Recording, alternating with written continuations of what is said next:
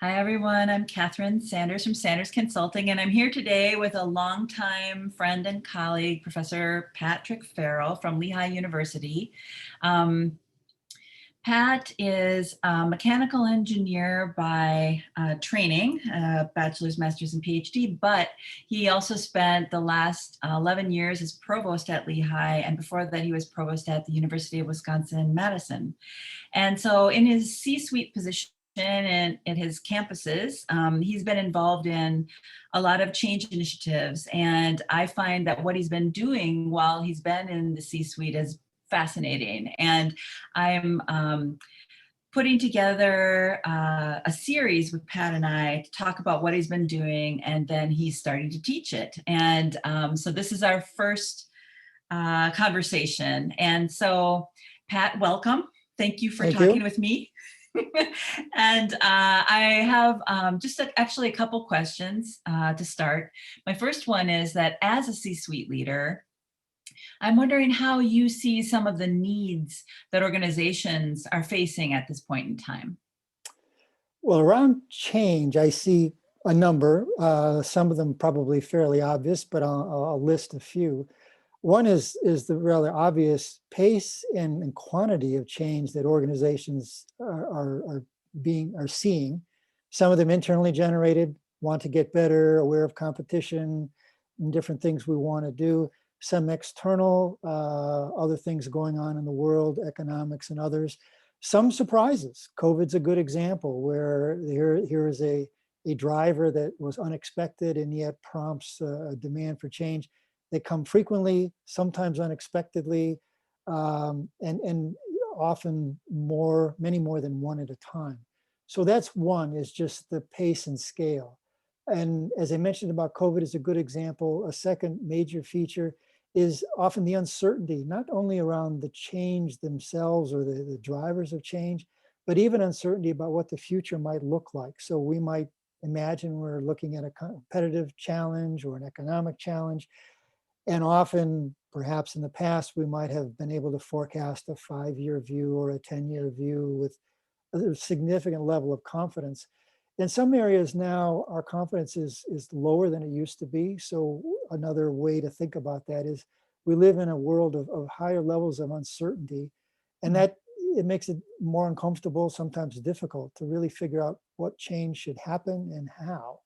So do you mean, I'm sorry to interrupt, but you mean No, uncertainty for the leaders in the C-suite as well as the employees? I think uncertainty for everyone. It may or may not have been true in the past that at a senior level, there was some confidence in certainty about direction or duration of a change, or where the industry or the particular or what the business the organization was in, what that part of where that organization was going. And people may have felt like a 5-year plan, that was a really stable thing that we could plan on.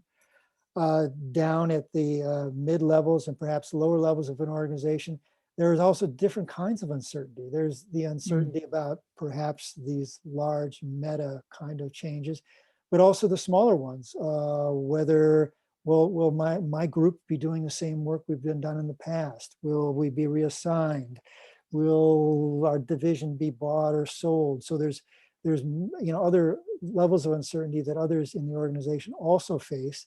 Um, and sometimes in some organizations, there's no knowing that communication may be poor or simply unknown.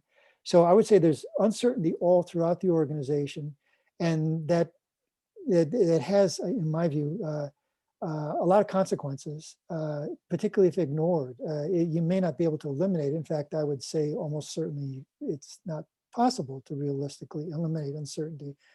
But ignoring uncertainty and the stress and the concerns that go with that, in my experience, is usually a very big mistake, both for the health of the organization as well as, frankly, for the practical engaging people with some level of energy and enthusiasm around change and around looking at a future and sort of, in some sense, anticipating a future that is uncertain, but with confidence that, yeah, we know we're going to have to adapt into that future, but we're comfortable and confident in our ability to adapt as that future unfolds. So uncertainty is kind of a big thing that I think is almost immobilizing for some organizations. Some will ignore it. Some will, move right and lean into that and eagerly take that on. But it's not ignorable. I think that's an important feature people need to pay attention to. One of the other things I might mention is why think about what are the needs of organizations that might prompt a little bit of different view about how we think about change. As one of the tendencies of many organizations, including my own, perhaps related to this uncertainty, is to gather data. We like to think of ourselves as data-driven. That's an attribute that everyone wants to see themselves as these days. And it's a good thing. It is good to have real information. Sometimes that information is not as complete as we might imagine it is. It may not be quite as telling or tell the story as completely as we might like. But maybe more challenging is it's not always clear what to do with this information that I have about my own organization or place amongst competitors or whatever kind of data I have. And at some point, we may use that as almost an excuse.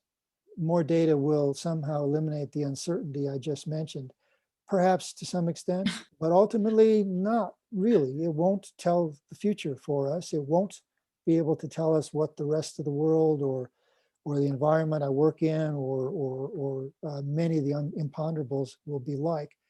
So a thing that I'm interested in is, despite all that, how do we make best use of the information we do have in ways that actually are actionable, not, oh, this is helpful in my thinking. Great. I'm interested in putting the thinking to work in action, in making change. And so one of the things I think about that my organization needed was, how do we use the data we have? We may get more in the future, that would be great. But how to actually push forward our change agenda and actually make things happen, given what we know about ourselves. So one of the things I would look for in a different view of change is how to take advantage of information we have, data we have. Again, we may always search for more, but let's avoid being immobilized by always saying, if I had more data, I would guarantee I'd make the correct decision. Actually, I'm not sure that's true. More You're, data. you're making me, I had a connection that I hadn't had for a while in that, or maybe ever, is that, so I used to be an occupational stress researcher, and now I'm starting to see this like worshiping of data collection, maybe as a coping mechanism, right?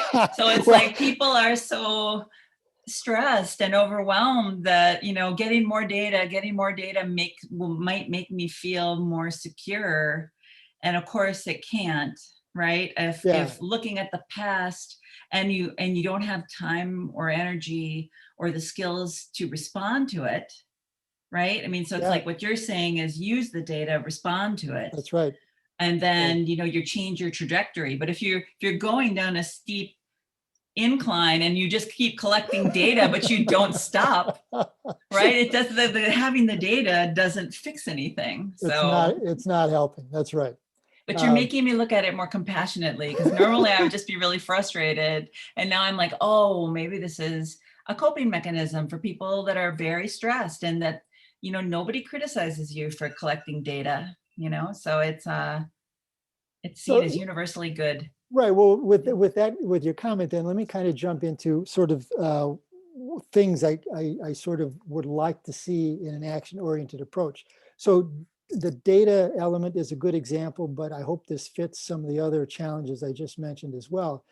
And that is, the approach we've taken to change is to try to do what I might almost call a action plus thinking sort of approach. I think it's tempting often to use a planning approach. That is, I won't implement my change until all the planning is complete, all the uncertainties are handled, all the doubts have been addressed. And I understand that viewpoint. My experience with really serious changes, that day never comes. So how do you move forward?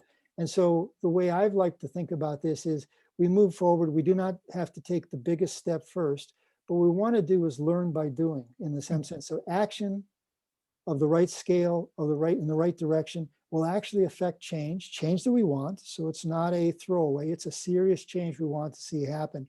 And under the best of circumstances, as we make that change, we're not only implementing some of the things we think will make change work most effectively, we're learning what works well, what does not work well. So the next implementation, we're now better informed.